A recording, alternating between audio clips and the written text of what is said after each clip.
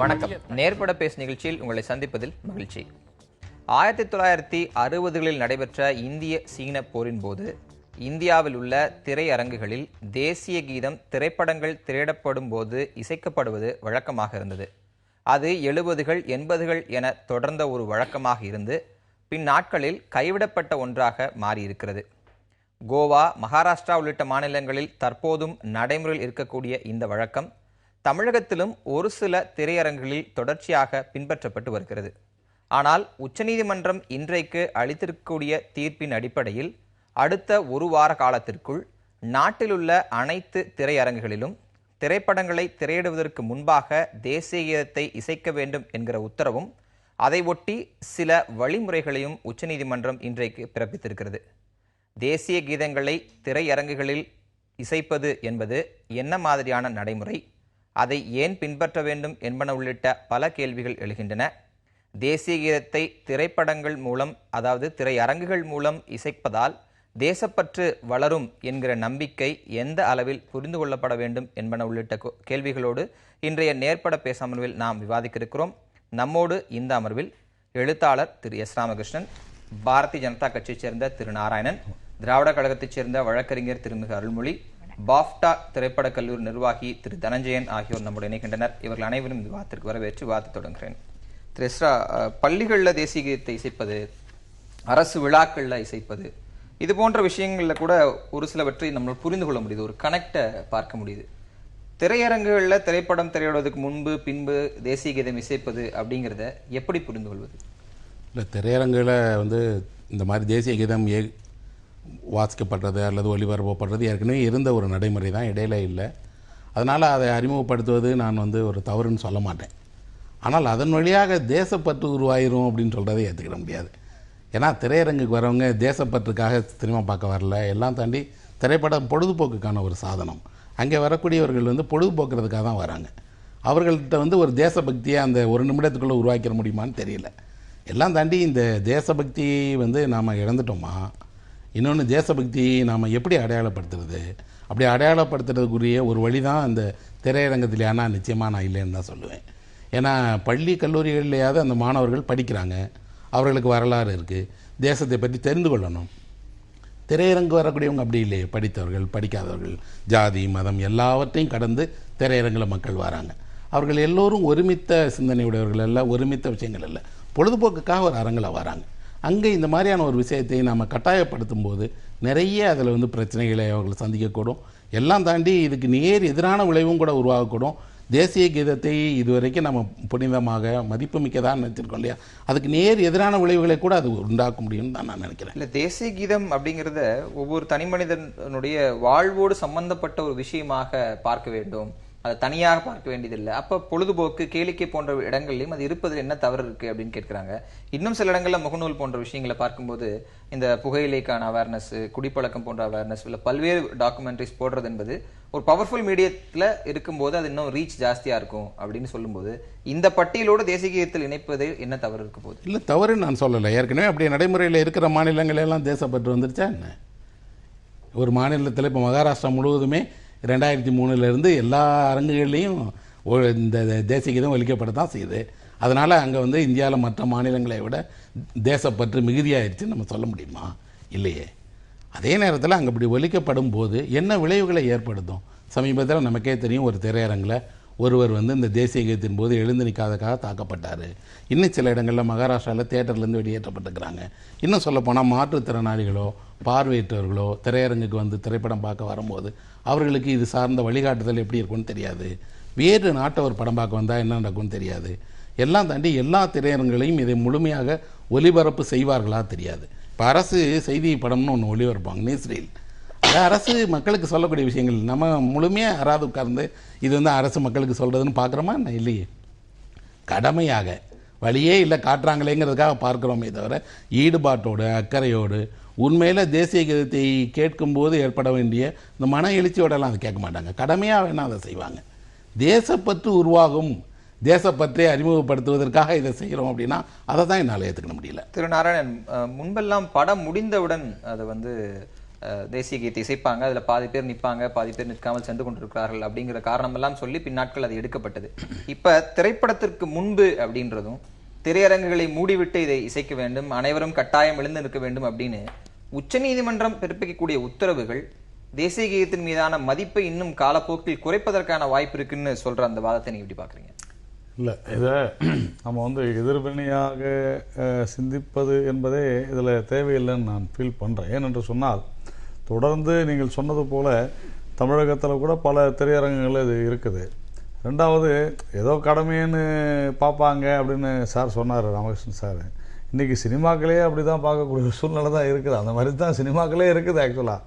அதனால் இதை பொறுத்தவரையிலும் இந்த விளம்பரங்களுக்கு முன்னாலேயோ அதன் பின்னால் இல்லாத அந்த திரைப்படம் துவங்குவதற்கு முன்னால் என்று சொன்னால் குறைந்தது ஒரு நிமிடமாவது, ஒரு நிமிடம் கூட இல்லை, 52 வினாடிகள் அதை வந்து ஒரு இந்த நாட்டை பற்றி சிந்தித்து நாம் இந்தியன் என்ற ஒரு உணர்வை கொடுக்க வேண்டும் வரவங்களுக்கு அப்படிங்கிற ஒரு நல்ல விஷயம் தானே. To educate public or to make them feel நாங்கள் வந்து நான் ஒரு இந்தியனாக இருக்கிறேன், இதெல்லாம் வந்துருச்சா, தேசப்பற்று வந்துருச்சா அப்படின்னு கேட்கறதெல்லாம் வந்து என்னை பொறுத்தவரையில் அது ஒரு ஒரு கமெண்டா தான், அது ஒரு விமர்சனமாகத்தான். அந்த இடத்தில் இந்தியன் என்கிற உணர்வை ஏன் ஏற்படுத்த வேண்டும்? தவறு இல்லை, ஏன் ஏற்படுத்தக்கூடாதுன்ற கேள்வி தான் நான் கேட்பேன். ஏன் ஏற்படுத்தக்கூடாது? அதனால் ஒன்றும் தவறு இல்லையே. தினம் காலைல ஸ்கூலுக்கு போகிறோம், ஸ்கூலில் வந்து டெய்லி பூஜை பண்ணுறாங்க, ஸ்லோகம் சொல்லுகிறார்கள். அதே போல் கிறிஸ்துவ பள்ளிகளில் வந்து அவங்களுடைய மதத்தை சார்ந்த விஷயங்களை சொல்கிறாங்க. அந்த மாதிரி இவங்க என்ன சொல்கிறாங்கன்னா, இப்போ சொன்னார் பல்வேறு இனம் ஜாதி மதத்தை சார்ந்தவர்கள் வருகிறார்கள்னு சொல்கிறாங்க. அதுதான் அவங்க தெளிவாக சொல்கிறாங்க. பல்வேறு சாதி மதத்தை சார்ந்தவர்கள் வரும் பொழுது அந்த ஜாதி மதம் எல்லாவற்றையும் கலைந்து நான் ஒரு இந்தியன் என்கின்ற உணர்வை ஊட்டுவதற்கு ஒரு நல்ல வாய்ப்பாக அதை எடுத்துக்கொள்ள வேண்டும். சொல்ற மாதிரி ஸ்லோகங்களோ இல்ல கிறிஸ்துவ பள்ளிகளையோ இஸ்லாமிய பள்ளிகளையோ சொல்வதை மறுப்பதற்கு இல்ல அதுல எனக்கு உடன்படுவதற்கு அவருடைய கருத்து சுதந்திர அடிப்படையிலோ பல்வேறு சுதந்திர அடிப்படையிலோ வாய்ப்பு இருக்கு. ஆனா இங்க கட்டாயம் எழுந்து நிற்க வேண்டும், கதவை மூடிக்கொண்டிருக்க வேண்டும் சொல்லும் போது அதை மறுத்தா தேச விரோதம்ன்றாங்கல்ல. இல்ல, அது சொல்லியிருக்கிறாங்க பல்வேறு ஜட்ஜ்மெண்ட்ல கூட.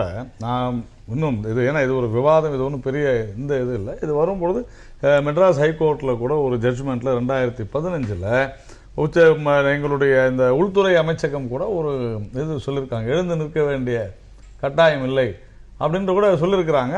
அதனால வந்து அந்த இது கூட தேவையில்லை, மெட்ராஸ் ஹைகோர்ட் சொல்லியிருக்கு வேண்டாம், இந்த இந்த தேசிய கீதம் இசைக்க வேண்டாம்னு சொல்லியிருக்காங்க. பட் சுப்ரீம் கோர்ட் வந்து வேற விதமாக அதை பார்க்குது. ஆனால் நம்மை பொறுத்தவரையில் இதை நெகட்டிவாக அப்ரோச் பண்ணுறதை விட பாசிட்டிவாக ஒரு நல்ல விஷயமா இதை நம்ம பார்க்கலாம். சிறு குழந்தைகள், அது எந்த மதமாக இருந்தாலும் சரி, எந்த பள்ளிகளாக இருந்தாலும் சரி, நாம் இந்தியர்கள் என்ற உணர்வை வந்து ஊட்டித்தான் வளர்க்கிறார்கள். மாறுபட்ட கருத்துக்கள் 1000 இருக்கலாம் எல்லோருக்கும், அது வேற விஷயம். இங்கே தமிழகத்தில் வந்து தனித்தமிழ்நாடு கேட்டுக்கள் இருக்கலாம், தமிழ் தேசியம் சொல்வர்கள்லாம் இருக்கிறாங்க, நான் இல்லைன்னு சொல்ல. பட் நெக்லிஜிபிள் பர்சன்டேஜ் தான். அதனால மக்களுக்கு இதை ஒரு ஆப்பர்ச்சுனிட்டியா அந்த இன்னைக்கு ஜட்ஜ்மெண்ட்ல தெளிவாக சொல்லியிருக்கிறாங்க, எவ்வளோ பேர் வராங்க. அதனால இந்த ஒரு 52 நொடிகளாவது நாம் இந்தியர்கள் என்ற உணர்வை கொடுப்பதில் தவறு என்ன இருக்குது? பூட்டிக்கிட்டு ஏன் செய்யணும்னா டிஸ்டர்பன்ஸ் இருக்கக்கூடாது. இன்றைக்கும் பார்த்தீங்கன்னா சின்ன ஸ்கூல் பசங்கள்லாம் கூட அவங்க ஸ்கூலில் சொல்லிக் கொடுக்குறாங்க, நம்ம வீட்டிலேயே பார்க்கலாம். ஆக்சுவலாக நீங்கள் வந்து ஒரு 6ஆம் கிளாஸ் 7ஆம் கிளாஸ் வரைக்கும் பார்க்கலாம், தேசிய கீதம் வந்து எழுந்து நிற்பாங்க நம்ம பசங்களை. ஒரு காலத்தில் நான் நின்றுருக்கேன், இப்போ நான் நிற்கிறேனா இல்லையான்றது வேறு. ஆனால் இன்னைக்கு பசங்க நிற்கிறாங்க, நான் ஸ்கூலில் சொல்லிக் கொடுக்குறாங்க. அதை நம்ம வி ஷுட் எஜுகேட், அதில் ஒன்றும் தவறு இல்லை. தியேட்டர்கள் எஜுகேட் பண்ணுற இடமாக மாற்றப்படுகிறது, தவறு ஒன்றும் கிடையாது. சரி, விவாதிக்கலாம். அருள்மொழி, இன்னும் இளைய தலைமுறையை குறிவைத்து இளைய தலைமுறைக்கான தேசப்பற்று அப்படின்னு இதை டேர்ம் பண்ணுறாங்க. அதனால தான் இளைய தலைமுறை அதிகம் வரக்கூடிய திரையரங்குகளை இதை நாங்கள் கொண்டு வர்றோம் அப்படின்னு சொல்கிற அந்த வாதத்தை நீங்கள் எப்படி பார்க்குறீங்க? அதாவது தேசப்பற்று எல்லாருக்கும் இருக்குது, இளைய தலைமுறைக்கு நிறையவே இருக்குது, அதெல்லாம் இல்லாமல்லாம் கிடையாது. நீங்கள் ஒரு நாட்டை பற்றிய எந்த ஒரு பிரச்சனை நடந்தாலும் நீங்கள் இளைய தலைமுறையினரிடம் கேட்டு பார்த்தீங்கன்னு சொன்னால் நடுத்தர தலைமுறையினர் காட்டிக்கொள்ளுகிற விதமாக அவங்க காமிச்சிக்க மாட்டாங்களே தவிர அதுக்காக அவங்களுக்கு தேசப்பற்று இல்லை அப்படின்னு நம்ம எடுத்துக்க வேண்டிய அவசியம் இல்லை, முதல்ல. ரெண்டாவது, இப்படியெல்லாம் செய்வதன் மூலமாக இது வந்து தேசப்பற்றுனா எது, அதை எப்படி வெளிப்படுத்துவது, எதையெல்லாம் மதிப்பது தேசப்பற்று அப்படிங்கிறது ஒவ்வொருத்தர் பார்வையில் ஒவ்வொரு மாதிரி மாறுபடும். இப்போ வந்து ஒரு தேசத்தில் எல்லோருக்கும் சம வாய்ப்புகள், எந்த இடத்திலும் நான் வந்து ஒரு இந்தியன் அப்படின்னு சொல்லிக்கும் போது எனக்கு வந்து நான் யாருன்னு கேட்காமல் என்னால் எல்லா இடத்துலையும் வீடு வாடகைக்கு எடுக்கணும். நான் வாழுகிற இடத்துல என்னோடு பழகுகிறவர்கள், நான் யாரிடம் பழகுகிறேனோ அவர் யாரு, அவருடைய பிறப்பென்ன, அவங்க ஊர் எது, இது தெரிந்த பிறகு இவங்க 2 பேரும் பழகுகிற விதத்துல மாற்றம் இல்லாம இருக்கணும். 2 கிளாஸ் இருக்கக்கூடாது, 2 கிணறு இருக்கக்கூடாது, வெவ்வேறு சுடுகாடுகள் இருக்கக்கூடாது. இதையெல்லாம் ஒழிப்பதன் மூலமாக இப்படிதான் வந்து நாம் எல்லாம் ஒன்று அப்படிங்கிற எண்ணத்தை நாம் வந்து உண்டாக்கணும். அப்படி உண்டாக்குவதற்கு இப்படிப்பட்ட சீர்திருத்தங்கள் தான் பயன் தரும். மற்றபடி தியேட்டர்ல இந்த பாட்டு போடுறது அப்படிங்கிற மாதிரி தேசிய கீதம் இசைக்கப்பட்டது முதல்ல கடைசியில அப்போ நாங்க எல்லாமே எழுந்து நிற்போம். இதுல என்னன்னா, நாங்கெல்லாம் வந்து திராவிடர் கழகத்துல இருந்து வந்தோம். எங்களுக்கு வந்து சொல்லி கொடுக்கும் போதே இதை பற்றிய கருத்து, அரசியல் விமர்சனம் எல்லாம் உண்டு. ஆனா சொல்லுவாங்க, பெரியார் ஐயாவை பாருங்க, தமிழ்தாய் வாழ்த்து இதை பற்றி விமர்சனம் பண்ணுவார். ஆனா அந்த நிகழ்ச்சியில வந்து தமிழ்தாய் வாழ்த்து பாடும்போது அவரால் முடியாட்டி கூட எழுந்து நிற்பார். தேசிய கீதம் பாடும்போது எப்படியாவது எழுந்து நிற்பார். அது வந்து அந்த ஒழுங்கு மரியாதை நாம் வந்து கடைபிடிக்கணும், அப்படிதான் சொல்லி கொடுப்பாங்க. அப்ப என்ன ஆகும்னா, நாங்க மட்டும் நின்றுகிட்டு இருப்போம், எல்லாரையும் எங்களை தள்ளிட்டு போவாங்க, இல்லைன்னா நகருங்க அப்படின்னு சொல்லி ரொம்ப சலிச்சுக்குவாங்க. இது வந்து காலப்போக்கில் நடக்கும்போது நாங்களும் பார்த்துருக்குறோம். அப்போ எல்லாரும் இப்படி தள்ளிக்கிட்டு போக போக தான் அந்த திரையரங்க உரிமையாளர்கள் வந்து கொஞ்சம் கொஞ்சமா அதை போடுறத குறைக்க ஆரம்பிச்சாங்க. இந்த இடத்துல இது எல்லாமே ஆரம்பிக்கிற ஜோர் வந்து நல்லா தான் இருக்கும். இதுதான் தேசப்பற்று அப்படிங்கிறது ஒரு நீதிபதியினுடைய பார்வை. அதையெல்லாம் வந்து சட்டமாக்கணும், அதுக்காக உத்தரவு போடணும் அப்படிங்கிறது வந்து காலப்போக்கில் நீர்த்து போயிடும். நீதிமன்றங்கள் வந்து எவற்றிலெல்லாம் மிக கடுமையாக இருக்க வேண்டுமோ அவற்றில் இருந்தால் போதுமானது. இது இப்படி சட்டம் போட்டு செய்யணும் அப்படின்ற அவசியம் இல்லை. ஒரு தேசத்திற்கென்று சில அடையாளங்கள் உருவாக்கப்படுது, தேசிய பறவை, தேசிய விலங்கு, தேசிய கீதம்னு. இந்த பட்டியல் எடுத்து பார்க்கும்போது எதுக்குமே நம்ம முக்கியத்துவம் கொடுக்கலைங்கிறது யதார்த்தமான உண்மை. தேசிய விலங்கான புலிகளோட எண்ணிக்கையில இந்தியா தான் மிக குறைந்த எண்ணிக்கையில் இருக்கக்கூடிய நாடு. மயில்கள் அதிகம் வேட்டையாடப்படுறதுல நம்ம தான் இருக்கிறோம். தேசிய விளையாட்டு ஹாக்கியில நம்மளால ஒரு கட்டத்துக்கு மேல போக முடியல.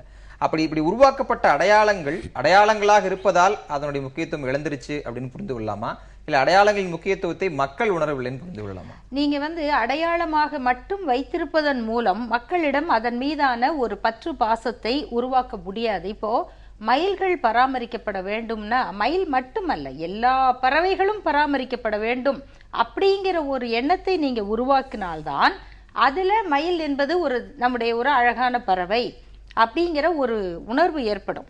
அதை விட்டுட்டு நீங்க மயிலை மட்டும் காப்பாத்தினா போதும், மாட்டை மட்டும் காப்பாத்தினா போதும் அப்படி வந்து நினைக்க கூடாது. இப்ப பன்றியும் விலங்குதான், மாடும் விலங்குதான், எல்லாமே விலங்குதான், மானும் விலங்குதான். ஆகையினால விலங்குகள் மீது அன்பு அப்படின்னு நம்ம உருவாக்கலாம். மரங்கள் இருப்பது வந்து அறிவியல் பூர்வமாக மரங்களை எப்படி நம்ம பாதுகாக்கணும். நேத்து பாத்தீங்கன்னா சிறுமுகை பகுதியில ஒரு யானை செத்து கிடக்குது. வனத்துறையினர் சொல்றாங்க அதுக்கு தண்ணி இல்லாம வந்திருக்கு. அது கேட்கும் போது நமக்கு வந்து எவ்வளவு வருத்தமா இருக்கு. அடுத்து மக்களுக்கும் இதே நிலைமை தான். ஆனா மக்களாவது எப்படியாவது தேடி தண்ணியை எடுக்க முடியும். ஆனா இந்த விலங்குகள் என்ன ஆகும் அப்படிங்கும் போது அது பேருயிரோ, சிற்றுயிரோ, காட்டுயிரோ, வீட்டுயிரோ, அந்த உயிர்களை விரும்புங்க அப்படிதான் நம்ம சொல்லி கொடுக்கணும். அதை சொல்லி கொடுக்காம இதுக்கு மரியாதை கொடுங்க அப்படின்னு புனிதப்படுத்துவதன் மூலமாக எது ஒன்றையும் காப்பாற்ற முடியாது. தொடர்ந்து பேசலாம். திரு தனஞ்சயன், இதை பின்பற்றுவார்களா திரையரங்க உரிமையாளர்கள் அப்படிங்கிற கேள்விதான் எல்லா இடங்கள்லயும் நிற்குது. அதற்கு காரணங்கள் மக்கள் நிக்கல, எந்திரிச்சு போயிட்டாங்கன்றதுல தொடங்கி பல்வேறு காரணங்கள் சொல்லப்பட்டாலும் இதுல நிறைய விதிகளும் வந்திருக்கு. தேசிய கீதம் அந்த நேரத்துல, தேசிய கொடி அந்த நேரத்துல பறக்கணும், கட்டாயம் கதவுகளை மூடப்பட்டிருக்கணும்னு. இன்னைக்கு இருக்கிற இந்த மல்டிபிளெக்ஸ் கல்ச்சர்ல இதெல்லாம் எவ்வளவு நாளைக்கு சாத்தியன்ற கேள்வி முதல்ல வைக்கப்படுது. உங்களுடைய பதில் என்ன?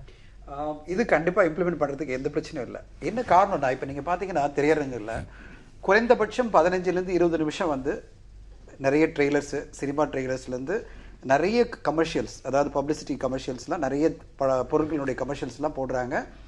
டைமுக்கு போன மக்கள்லாம் பார்த்தீங்கன்னா உட்காந்துட்டு 15 நிமிஷம் பார்த்துட்டு இருப்பாங்க. இது இல்லாமல் ஷோ ரீலு, நியூஸ் ரீலு எல்லாத்தையும் பார்த்தாகணும். சென்ட்ரல் கவர்மெண்ட், ஸ்டேட் கவர்மெண்ட் எல்லாத்தையும் பார்த்தாகணும். வேற வழியே கிடையாது. 6:30 மணிக்கு ஷோ போட்டிருந்தோன்னா 6:50க்கு தான் படம் ஆரம்பிக்கும். சில தியேட்டரில் 7 மணிக்கு ஆரம்பிக்கும். ஒரு 20 நிமிஷம் மக்கள் உட்காந்து பார்க்குற அளவு அவங்க வந்து திரையரங்குகள் வந்து அந்த மாதிரி பழக்கப்படுத்திட்டாங்க மக்களை. இவ்வளோ தூரம் நாங்கள் போட போகிறோம் அப்படின்னு. அதனால் இது போடுறதுனால எந்த வித ஒரு 52 செகண்ட் வந்து எந்த விதத்திலும் பெரிய லெவலில் பாதிப்பு ஏற்படுத்த போகிறது இல்லை. இம்ப்ளிமெண்ட் பண்ணுறதுக்கான எந்த டிஃபிகல்ட்டியும் இல்லை. என்னை பொறுத்தவரையும் நான் பார்த்த வரையும் எந்த அரசாங்கனுடைய எந்த ஸ்டோரியில் இருந்தாலும் கம்பல்சரியாக எல்லா தியேட்டரும் ப்ளே பண்ணுவாங்க. ஏன்னா அது வந்து அவங்க டிக்கெட் இஸ் கிராண்டட், வேறு வழி கிடையாது, இதில் போய் வயலேட் பண்ண வேணாம் அப்படின்றது வந்து ரொம்ப தெளிவாக இருப்பாங்க. அதில் எந்த பிரச்சனையும் இல்லை. இப்போ சொன்ன கருத்துக்களில் பார்த்தீங்கன்னா இப்போ வந்து இது மூலமாக தான் தேசிய பற்று இன்க்ரீஸ் ஆகுமா அப்படின்னு சொல்கிறது என்னன்னா, இதாவது நம்மளுக்கு வந்து இன்னும் இன்க்ரீஸ் ஆகுமா அப்படின்ற ஒரு எண்ணம் தான். அதாவது நிறைய ஆடு வருது, நிறைய தேசிய பற்று பற்றி நிறைய விஷயங்கள்லாம் வருது, ஆனால் அதை நம்ம பார்க்காமே இருக்கும். ஆனால் இது ஒரு நிமிஷம் எழுந்து நின்று நம்ம தேசத்தை பற்றி ஒரு நிமிஷம் நினைக்கும் போது அதனால ஒரு சின்ன ஒரு உணர்வு, அதாவது எல்லார் மத்தியிலும் இருக்குமா தெரியாது. இதில் சின்ன சின்ன விதிவிலக்கல் கொடுக்கலாம். இப்போ வந்து என்ன சொல்றது, அதாவது வயசானவங்களை விட்டுடலாம், அவங்கள எழுந்து நிற்கணும்னு சொல்லிட்டு பிடிவாதம் பண்ணுறதோ, அதே மாதிரி வந்து உடல் ஊனமுற்றவங்கலேருந்து எழுந்து நிற்கணும்னு நினைக்கிறதோ, இதெல்லாம் வந்து தேவையில்லாத ஒரு ஆர்குமெண்ட். எல்லாருக்கும் கட்டாயமாக்கி அது வந்து அவங்க எக்ஸெப்ஷன்ஸ் கண்டிப்பா சொல்லியிருப்பாங்க நினைக்கிறேன். முழுமையா ஜட்மெண்ட் படிச்சாச்சு, யாருக்கும் எந்த எக்ஸெப்ஷனும் கிடையாது, கதவுகள் அடைக்கப்பட வேண்டும், அனைவரும் எழுந்து நிற்க வேண்டும் அப்படின்னு. ஆனா அதை என்போர்ஸ்மெண்ட் எதுவும் சொல்லல. அதாவது என்னன்னா, என்போர்ஸ்மெண்ட் அப்படின்னா எத்தனை பேர் ஒரு போலீஸ் வச்சு நிச்சு ஃபாலோ பண்ண போறாங்களா, இல்ல இதனால வந்து நிக்கலன்னா நான் கேக்குறேன். என்போர்ஸ்மெண்ட் என்பது கோர்ட்டால செய்ய முடியாது, எல்லாருக்கும் தெரிஞ்ச விஷயம். இது வாலண்டரி தான், விதிகள்ல தான். அதான் அப்ப அந்த வாலண்டரிங்கிறது ஒரு கட்டம் போகும்போது மறுபடியும் நீங்க பழைய மாதிரி நிலைமைகளுக்கு ஏன் போகாது அப்படிங்கறது. ஏன் போகாதுன்னா இது பிகினிங்ல போட சொல்றது. இப்போ எண்ட்ல போட சொல்லி தான் வச்சுங்களேன். இப்போ எண்ட்ல தான் போடணும் அப்படின்னு சொல்லி ஆரம்பிச்சாங்கன்னா கண்டிப்பா அது ஃபாலோ பண்ண மாட்டாங்க. என்னன்னா அது போட ஆரம்பிச்ச போது பாதி பேர் எழுந்து போயிடுவாங்க. அதோட படம் இப்போ வந்து முடியறதுக்கு முன்னாடி எழுந்து போயிட்டே இருப்பாங்க, டைட்டில் கார்டு போயிட்டே இருக்கும், எல்லாம் எழுந்து போயிட்டே இருப்பாங்க. அதனாலதான் இப்ப முதல்ல போட சொல்றாங்க. ரெண்டாவது நீங்க ஒண்ணு பார்க்க வேண்டிய விஷயம் என்னன்னா, முதல்ல எத்தனை பேர் திரையரங்கு வராங்கன்னு பார்க்கணும். இது நீங்க இப்ப எப்படி நடக்கும்னா, எல்லா திரையரங்கு என்ன பண்ணுவாங்கன்னா எடுத்த உடனே போட்டுருவாங்க. திரைப்படம் ஆரம்பிக்கிறதுக்கு முன்னாடி இல்ல, முதல்ல நீங்க தியேட்டர் என்டர் ஆகும்போது அவங்க ஷோ வெல்கம் போட்டாங்கன்னா இது போடுவாங்க ஃபர்ஸ்ட். இப்போ இருக்கிற ஆடியன்ஸ் பாத்தீங்கன்னா ஒரு 40-50% தான் இருப்பாங்க, 40-50% இருப்பாங்க, அவங்க எழுந்து நிற்பாங்க அதுல. இப்போ அது பிறகு வரும்போது படம் ஆரம்பிக்கிறதுக்கு முன்னாடி போடணும்னு அவசியம் இல்லை, படம் ஷோக்கு முன்னாடி போடுவாங்க. இப்போ ஒரு 40-50% தான் வந்திருப்பாங்க, அவங்க கண்டிப்பா எழுந்து நிற்பாங்க. ஏன்னா அவங்களுக்குள்ள ஒரு உணர்வு இருக்கும். இல்ல அப்படி பண்ண முடியாது. நீங்க சொல்றபடி பண்ணணும்னா உச்சநீதிமன்ற தீர்ப்பு நீங்க வயலேட் பண்ற மாதிரி ஆகும். கதவுகளை அடைக்கணுங்கிறாங்க. 40-50% வரும்போது நீங்க கடவுள் அடைச்சிட்டீங்கன்னா மத்தவங்க எப்படி உள்ள வருவாங்கன்ற கேள்வி. ஷோ ஆரம்பிக்கும் போது 40% உள்ள இருக்காங்க வச்சுங்களேன், நீங்க கதவு அடைக்கிறீங்கன்னா லாக் கிடையாது, க்ளோஸ் பண்ண தான் அர்த்தம். எல்லா ஏசி தியேட்டரும் க்ளோஸ் பண்ணி தான் இருப்பாங்க. கொஞ்ச நேரம் வெயிட் பண்ணுங்க, 52 செகண்ட் கழிச்சு உள்ள போங்க சொல்ல போறாங்க. எல்லாம் வெளியே எப்படி திரையரங்கம் ஆப்ரேட் பண்ண ஆரம்பிப்பாங்கன்னா, வெளியில ஒரு ஆள் எப்பவுமே நின்றுட்டு தான் இருப்பாங்க. முழுமையான நோக்கம் நிறைவேற போறது இல்ல, அதுல அட்லீஸ்ட் ஒரு 50% மக்கள் வந்து கண்டிப்பா அந்த உணர்வுல வருவாங்க. என்னுடைய ஒரே ஒரு கோரிக்கை என்னன்னா, இப்ப நம்ம வந்து எந்த ஸ்போர்ட்ஸ்லயாவது நம்ம ஜெயிச்சோன்னா, இப்போ வந்து நம்ம ஒலிம்பிக்ல பாருங்க, நம்முடைய சித்து ஜெயிச்சப்போ எல்லாம் அந்த தேசிய கீதம் இசைச்ச போது நம்மலாம் சந்தோஷப்பட்டோம், பூரிப்பா நம்மளும் வந்து எழுந்துன்னு அதை நினைச்சு பார்த்தோம்ல. அதே மாதிரி டெய்லி ஒரு ஆப்பர்ச்சுனிட்டி, டெய்லி இல்ல, இது வந்து நம்ம வாரத்துல ஒரு நாளோ இல்ல வந்து 2 வாரத்துக்கு ஒரு தடவையோ திரையரங்கு போறோம். நம்ம வந்து டெய்லி உட்காந்து பார்த்துட்டு இல்ல, திரைப்படத்துல போய் நம்ம அது வேலையை உட்காந்துட்டு தியேட்டர்ல படம் பார்க்கல. எப்போ ஒரு தடவை தியேட்டர் போகும்போது, வாரத்துக்கு 2 வாரத்துக்கு ஒரு தடவை போகும்போது அட்லீஸ்ட் அந்த உணர்வை ஷேர் பண்ணலாமே. இதுல என்ன தப்பு இருக்கு? அதாவது முதல்ல இதெல்லாம் வந்து யார் செய்யணும் அப்படிங்கிறது ஒண்ணு இருக்கு. இன்னொருத்தர் சொல்லி நம்ம செய்யணுமா அப்படிங்கிற கேள்வி வந்து இயல்பா எல்லாருக்குமே. ஏன்னா எல்லாருமே வந்து ஒரு நாட்டில் பிறந்த மக்களுக்கு அந்த நாட்டின் மீது அன்பு இருப்பதும் பற்று இருப்பதும் இயற்கையானது. ஆனா அதை செயற்கையாக நான் இப்படி காமிச்சிக்கணும் அப்படிங்கிறத வேறு ஒருவர் அதிகாரத்தின் மூலமாக சொல்றதே ஒரு எரிச்சல் ஊற்ற ஒரு செய்தி தான். நீங்க இன்னொன்னு பாத்தீங்கன்னா, இது வந்து அரசாங்கம் சட்டம் போட்டுது அப்படின்னு சொன்னா இது வந்து சட்டம் போட்டு செய்ய முடியுமா முடியாதா என்கிற விளக்கம் சொல்ல வேண்டிய இடத்துல இருக்கிறது நீதிமன்றம். அப்ப நீதிமன்றம் விளக்கம் சொல்லலாம், இல்ல இது சரி, இது அரசாங்கத்தினுடைய முடிவுன்னு சொல்லலாம். அரசாங்கம் செய்ய வேண்டிய வேலையை அப்போ அதுக்கு விளக்கம் சொல்ல வேண்டிய, வியாக்கியானம் சொல்ல வேண்டிய இடத்துல இருக்கிற நீதிமன்றம் தான் நினைப்பதையெல்லாம் இப்படி சட்டம் போடுவது. கொஞ்ச நாளைக்கு முன்னால பாத்தீங்கன்னா இந்த கோயில்களுக்கு செல்பவர்களுடைய உடைகளை பற்றி இந்த மாதிரி எல்லாம் வந்து தனிப்பட்ட கருத்துக்களை தாங்கள் எது பக்தி என்றும் எது தேசப்பற்று என்றும் நினைக்கிறோமோ அதை இப்படியெல்லாம் அதிகாரத்தை கொண்டு பயன்படுத்துவது என்பது ஒரு சரியான பயன்பாடாக இருக்காது. இன்னொன்னு, இதை எப்படி ஆகும்னீங்கன்னா, இந்த ஃபாண்ட்ரேன்னு ஒரு திரைப்படம் வந்தது, மராட்டிய படம். பன்றி பிடிக்கிற ஒரு குடும்பம், அந்த பன்றி பிடித்து வாழ வேண்டிய குடும்பம் வந்து அந்த பன்றியை பிடிக்க போற நேரத்துல அம்மா ஒரு பக்கம், அப்பா ஒரு பக்கம், பையன் ஒரு பக்கம், அந்த பையன் படிக்கிற பள்ளிக்கூடத்துக்கு பக்கத்துல அதை பிடிக்கிறாங்க. எல்லாம் சேர்ந்து குத்த போற நேரம் அங்க தேசிய கீதம் பாடும். டக்குன்னு அந்த பையன் நிப்பான், எல்லாரும் நின்றுடுவாங்க, பன்றி ஓடி போயிடும். இது வந்து ஒரு பயங்கரமான ஒரு காட்சி. அந்த இடத்துல சித்தரிப்புங்கிறது அவங்களுக்கு அன்னைக்கு சாப்பாடும் போச்சு, அது இல்லாம எல்லாரும் அவனை ஏளனமா பாக்குற சூழ்நிலை உண்டாகுதுன்னு அந்த படம் வந்து முடியும். இது மாதிரியான காட்சிகள்லாம் நிறைய வந்து ஓடுது. இதெல்லாமும் திரைப்படங்கள் கொடுத்துக்கிட்டு இருக்கு. இவங்கெல்லாம் யாரும் வந்து இதை கற்றுக் கொடுத்து எடுக்கல. ஆகையினால இப்படியான கருத்துக்கள் மூலமாக ஒன்றை வளர்ப்போம் திணிப்போம் அப்படின்னு நினைக்கிறது ஒரு ஆரோக்கியமான உணர்வை கொடுக்காதுங்கிறதா என்னோட கருத்து. இல்லை, இதில் இந்த இடையில வந்துடுவாங்க போவாங்க அப்படிங்கிறதுலாம் இல்லை. ஆக்சுவலாக நீங்கள் இப்போ நம்ம சினிமாக்களில் கூட பல இதில் பார்த்துருக்கோம். தொடர்ந்து பள்ளிகளில் கல்லூரிகளில் பல்வேறு அரசு விழாக்களில் எங்கேயுமே தேசிய கீதம் பாடும் பொழுது யாருமே ஒரு பள்ளியில் அந்த தேசிய கீதம் பாடப்படும் போது கூட பசங்க லேட்டாக வந்தால் வெளியே தான் நிற்பாங்க. அதுபோல தான் எல்லா இடத்துலையுமே சினிமாவில் கூட யாரும் அடிக்க வந்தால் கொலை பண்ண வந்தால் கூட அந்த ஹீரோ அது வரைக்கும் இருந்துட்டு 52 செகண்ட் கழிச்சு தான் அப்போ அடிக்கவே போவார். அதெல்லாம் நம்ம பார்த்துட்டு தான் இருக்கோம். அந்த அளவுக்கு எல்லாரும் அந்த தேசிய கீதம் என்று சொன்னால் அந்த அளவுக்கு ஒரு உரிய மரியாதையை கொடுக்கக்கூடியவர்கள் தான் இந்த நாட்டில் இருக்கக்கூடிய பெரும்பாலான 99.99 விழுக்காடு மக்கள் அப்படித்தான். அதனால் அவங்க சொல்லியிருக்கிறது க்ளோஸ் பண்ணி வைங்கன்னா சார் சொன்னது போல க்ளோஸ் பண்ணி பூட்டி லாக் பண்ணி வச்சுக்கோன்னு அவங்க சொல்ல. அது அங்கே யாராவது இருப்பாங்க, இது முடிஞ்சவொன்னே போங்கன்னு தான் சொல்ல போகிறாங்க. தவிர இந்த விஷயத்தை பொறுத்தவரையில் நம்ம அருள்மொழி சொன்னாங்க, தீண்டாமையை பற்றி சொன்னாங்க, அதுதான் அதிகமாக சொன்னாங்க. ஆனால் கோர்ட்டு மிக தெளிவாக அதைத்தான் சொல்கிறது. எந்த ஜாதி மதம் அதெல்லாம் இல்லாது அனைவரும் நாம் அனைவரும் இந்தியர்கள் என்ற உணர்வை எங்கேயாவது காமிங்க, அது இது இருக்கலாம். அந்த மாதிரி இன்னும் கூட பல இடங்கள்ல சொன்னதுல ஒரு சின்ன இதோட நான் கேட்கிறேன். நீங்க ஏற்கனவே தீண்டாமை இல்லாத இடங்கள்ல சினிமா தியேட்டரும் ஒன்னா இருக்கு. அது வந்து லக்கிலி நம்ம ஒன்னா இருக்கிறோம். ஏன்னா அங்க வந்து பொருளாதாரம் பணம் இருக்கிறதுனால பக்கச்சீரில் உட்காந்துருக்கோம் என்ன ஜாதின்னு நான் பார்க்கறது இல்லை. அப்படி இருக்கும்போது அந்த இடத்துல மேலும் ஒரு திணிப்பாக அமைய வேண்டும். இப்போ வந்து தேசிய கீதங்களை இசைக்க வேண்டும் அப்படிங்கிற உத்தரவு என்பது வேறு, அதன் பின்பற்றக்கூடிய பல்வேறு வழிமுறைகளை கொடுக்குறாங்கல்ல, அப்பதான் அது கட்டாயங்கிற நிலைக்கு போகுது. இல்ல, நீங்க மரபுன்னு ஒண்ணு இருக்கு செமல். உண்மையிலேயே நீங்க சொல்றது சரிதான். நம்ம பல்வேறு சம்பவங்களை பார்த்தோம். ஒருத்தர் வந்து அடிச்சிருக்கிறாங்க, அதெல்லாம் பார்த்தோம். அதே மாதிரி கேரளாவில் வந்து 2014 அக்டோபர் நினைக்கிறேன், அப்போ வந்து ஒரு இளைஞனை வந்து கைதே பண்ணிருக்கிறாங்க. இந்த மாதிரியான விஷயங்கள்ல இதெல்லாம் நம்ம பார்க்குறோம். அதனால தான் நான் ஏற்கனவே சொன்னேன், பல்வேறு ஜட்ஜ்மெண்ட்டில் ஒரு சில இது வந்து கொஞ்சம் முரண்பாடாக தான் ஜட்ஜ்மெண்ட்ஸ்லாம் வந்துகிட்டு இருக்கு. இப்போ மெட்ராஸ் ஹைகோர்ட்டில் வந்து நான் தான் இப்போ நம்ம பேசின மாதிரி போன வருஷம் ஒரு மாதிரி இருக்கு, இந்த வருஷம் ஒரு மாதிரி இருக்கு. ஆனால் ஒரு சீர்திருத்தம் என்பதோ அல்லது ஒரு சமுதாயத்தை ஒருங்கிணைப்பது என்பதோ ஒவ்வொரு நீதிபதியினுடைய பார்வையில் வித்தியாசமாகப்படலாம். ஆனால் அதில் நல்லது வரும்போது எடுத்துக்கிறதுல தவறு இல்லை. இதுல சட்டம் என்று இது சட்டத்துக்கு மீறி எதுவுமே சொல்லலையே நீதிமன்றத்துல. இல்ல, சட்டத்துக்கு உட்பட்டு என்ன சொல்லிருக்காங்க தான் சொல்லிருக்காங்க. சட்டத்துக்கு உட்பட்டு தேசிய கீதம் பாடணும், தேசிய கீதம் தான் எழுதி நிற்கணும் சொல்றது சட்டவிரோதமானது கிடையாது. தேசிய கீதம் பாடணும், தேசிய கீதத்துக்கு அனைவரும் எழுத நிற்போம் என்பது ஏற்கனவே சட்டத்தில் இருக்கக்கூடிய ஒரு விஷயம். ஆனா கதவுகளை அடைக்கணும், அது இன்னும் நிறைய விஷயங்கள் அது இருக்கு. அது மட்டும் இல்ல, இதுக்குள்ள நிறைய விஷயங்கள் இருக்கு. நம்ம ஒரு இடைவேளை எடுத்துட்டு பேசலாம். இடைவேளைக்கு பிறகு நான் கேட்கிறேன். இடைவேளைக்கு பிறகு நேர்பட பேச தொடரும். திரு எஸ்ரா, உச்சநீதிமன்ற நீதிபதி தீர்ப்புல சில வரிகள் இருக்கு. அதாவது, நான் ஒரு இந்தியன் என்பதில் ஒவ்வொரு குடிமகனுக்கும் பெருமை வேண்டும். வெளிநாடுகளுக்கு சென்றால் அங்கிருக்கும் சில கெடுபிடிகளை கேள்வி கேட்காமல் ஏற்றுக்கொள்கிறீர்கள். ஆனால் இங்கு இந்தியாவில் எந்தவித கெடுபிடியும் உங்களுக்கு பிடிப்பதில்லை அப்படின்னு. இது போன்ற விதிகள், இது போன்ற கட்டுப்பாடுகளுக்கு மதிப்பளிக்காத ஒரு சமூகம் இந்திய சமூகம் அப்படின்ற ஒரு புரிதலை இந்த வரிகள் ஏற்படுத்த எடுத்துக்கலாமா? அப்படி பார்க்கலாம். ஆனால் என்ன அப்படின்னு சொன்னால், இந்த ஒரு கட்டுப்பாடோ அல்லது ஒரு கெடுபிடியோ எதுக்காக முதல்ல தேவை? இந்த கெடுபிடி இல்லாமல் அதை செய்ய முடியாதா? இன்னொன்று, யார் கெடுபிடி பண்ணுறாங்க, யாரை கெடுபிடி பண்ணுறாங்க? நாம் யாரை கெடுபிடி பண்ணுறோம் அப்படின்னா, எதுவும் தெரியாத அப்பாவிகளான படிப்பறிவு இல்லாத சாமானிய மக்களை இந்த கெடுபிடிங்கிற பேரில் நாம் அராஜகம் பண்ணக்கூடாது இல்லையா? படித்த மனிதர்கள் அல்ல. இன்னும் சொல்லப்போனால் இந்த கெடுபிடிகளை இது இல்லாமல் எவ்வளோ முறை செஞ்சு பார்த்தோம், என்ன நடக்கலை? ஒரு நாடு, எந்த நாடுமே இப்போ தேசப்பற்றில் நமக்கு இருக்கிற மாதிரி எல்லா நாடுகளுக்கு இருக்குது. ஏதாவது ஒரு நாட்டில் இந்த மாதிரி திரையரங்கில் தேச பாடலை ஒழிக்க சொல்கிறாங்களா? இல்லையே. விளையாட்டின் போட்டியின் போது ஒழிக்க விடுறாங்க. ஏன்னா அது எல்லோரும் மக்கள் ஒன்று தேடுறாங்க. அந்த தேசம் அந்த விளையாட்டில் கலந்துக்கிறதுக்காக செய்கிறாங்க.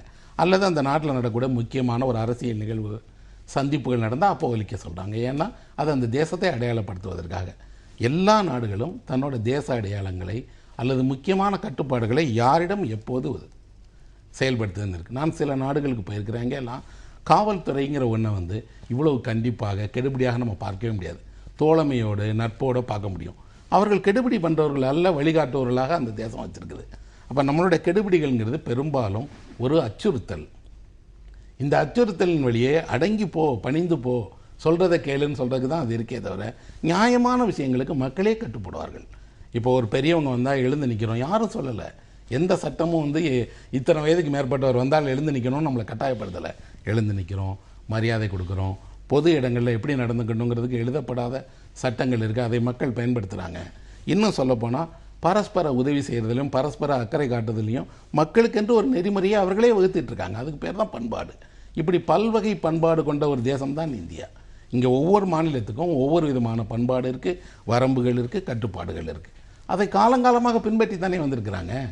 ஒரு கட்டுப்பாடை கொண்டு வந்து ஒரு தேசத்தையே அதன் கீழாக உண்டாக்கி அமுக்கணும்னு பார்க்கறதுக்கும் போது பிரச்சனைகள் வரதான் செய்யும்.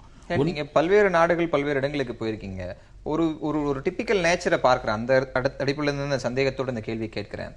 ஒரு மாஸ் கேதரிங் அப்படின்னா அந்த நாட்டினுடைய கொடி, அந்த நாட்டினுடைய அடையாளங்கள் அங்கே முதன்மைப்படுத்தப்படுறதை பார்க்குறோம். அப்படி இங்கே சுதந்திர தினம், குடியரசு தினத்தை தாண்டி வேறு எந்த இடங்களிலும் ஒரு பொது அடையாளமாக தேசிய கொடியோ தேசத்தினுடைய அடையாளங்களையோ நம்ம வந்து பயன்படுத்துற மாஸ் கேதரிங் கிடையாது. ஆனா ஒரு பக்கம் உணர்வுகள் இருந்து கொண்டே இருக்கிறது. இந்திய சமூகத்தோட டிபிக்கல் நேச்சர் இது இல்லை. எங்கேயும் கூட நீங்க கிரிக்கெட் போட்டிக்கு போங்க, கிரிக்கெட் போட்டிக்கு உடைகள்ல இருந்து தொடங்கி முகத்துல வரைக்கும் தேச கொடியை வரைஞ்சிட்டு வராங்களே. கிரிக்கெட் வந்து இந்தியாவில் வந்து இந்த தேசம் அப்படிங்கிற அடையாளத்தை எடுத்துட்டு கிரிக்கெட் இருக்கா என்ன? இல்லையே. ஏன்னா அதுக்கு பின்னாடி அப்படி உருவாக்கப்படுறதுக்கு கீழேயும் ஒரு வர்த்தகம் இருக்குது, நோக்கம் இருக்குது.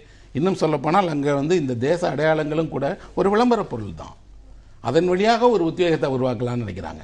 நியாயமாக நேர்மையாக இந்த விஷயங்களை நம்ம மக்கள்கிட்ட எப்படி கொண்டு போய் சேர்க்கறது, அல்லது இந்த மாதிரி விஷயங்களை மக்களுக்கு எப்படி அறிமுகப்படுத்துவது? இப்போ காந்தி இப்படி எந்த கட்டாயத்தையும் கொண்டு வரலையே.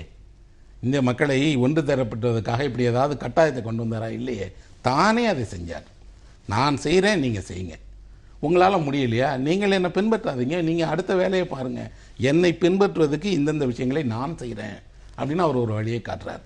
இன்னும் சொல்லப்போனால் சுதந்திர போராட்ட காலகட்டத்தில் இந்த தேசியம் தேவைப்பட்டது, தேச அடையாளங்கள் தேவைப்பட்டது. அப்போ கூட இப்படி கட்டுப்பாடுகள் இல்லையே. ஆனால் பிரிட்டிஷ் கட்டுப்பாடு கொண்டு வந்தது. பிரிட்டிஷ் என்ன செஞ்சிச்சுன்னா அவர்களுடைய பாடல்களை எல்லா திரையரங்குகளையும் ஒலிக்க விட்டாங்க. பிரிட்டன் மகாராணிக்கு நம்ம வாழ்த்து பாடணும் எல்லா அரங்குகள்லையும். அவர்களுக்கு தேவை இருந்தது, படம் பார்த்த இந்தியர்கள். ஆனால் பிரிட்டன் மகாராணியை வாழ்த்தி பாடுறதுக்கு நிற்க வேண்டிய சூழல் இருந்தது. சுதந்திரம் என்பது நம்மளோட ஜனநாயகத்தில், பேச்சில், எழுத்தில், வாழ்வு உரிமையில், பல்வகை பண்பாட்டை பேணுறதுல தானே இருக்கு. அங்கே எப்படி கட்டுப்பாட்டின் வழியாக அதை சாதிக்க முடியும்?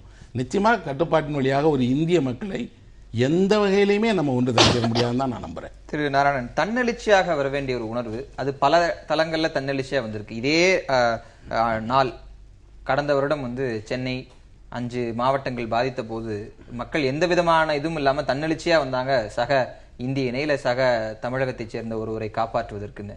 அப்போ தன்னெழுச்சியாக வரக்கூடிய உணர்வுகளை இப்படி அடையாளப்படுத்துவதன் மூலமாக திரு எஸ்ரா ஒரு ரெஃபரன்ஸை சுட்டி காட்டின மாதிரி அதுக்கு ஒரு பின்னாடி வர்த்தக நோக்கம் இருக்கிறது, அது வர்த்தக நோக்கமாக போய் முடிந்துரும் அப்படிங்கிற அபாயம் இருக்காதா?